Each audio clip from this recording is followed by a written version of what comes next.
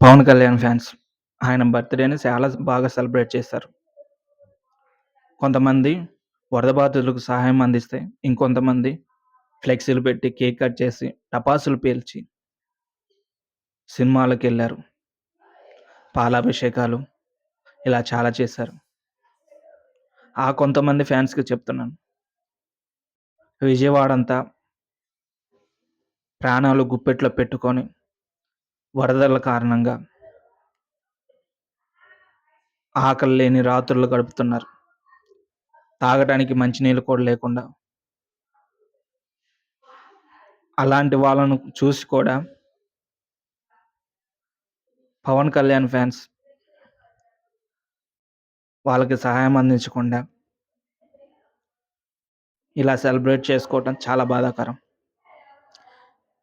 మీరు ఖర్చు చేసే ప్రతి రూపాయి వాళ్ళ ఆకలిని ఎంతో కొంత తగ్గిస్తుంది. కేక్ కానీ, టపాసులు కానీ, ఫ్లెక్సీలు కానీ, ఫ్లెక్సీలకి పాలాభిషేకం కానీ, ప్రతి ఒక్కటి అంతా బాగున్నప్పుడు సెలబ్రేట్ చేసుకున్న ప్రాబ్లమ్ లేదు. మనం ఇక్కడ బర్త్‌డే సెలబ్రేట్ చేసుకుంటుంటే, అక్కడ కొంతమంది ఆకలితో అల్లాడిపోతున్నారు. వాళ్ళ ఆకలి గుర్తు తెచ్చుకొని, మీ అభిమానాన్ని వాళ్ళ ఆకలి తీర్చటంలో నింపితే, వాళ్ళ ఆకలి ఎంతో కొంత తీరుతుంది. ప్రతి రూపాయి ఖర్చు పెట్టాలి. ఆకలి తీర్చటం కోసం. ప్రతి రూపాయి ఖర్చు పెట్టాలి. వాళ్ళ జీవితాలు బాగు చేయటం కోసం. మీరు డైరెక్ట్‌గా వెళ్ళాల్సిన అవసరం లేదు. సీఎం రిలీఫ్ ఫండ్‌కి లేకపోతే కొంతమంది జనసేన కార్యకర్తలకి ఆ డబ్బుని అందిస్తే డైరెక్ట్‌గా వెళ్ళి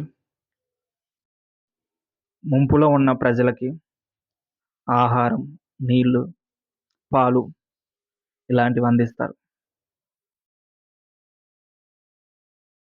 ఒక్కసారి ఆలోచించండి. సెలబ్రేట్ చేసుకోవద్దని చెప్పట్లేదు. మీ సెలబ్రేషన్ కొంతమంది ఇళ్లల్లో వెలుగును నింపాలి.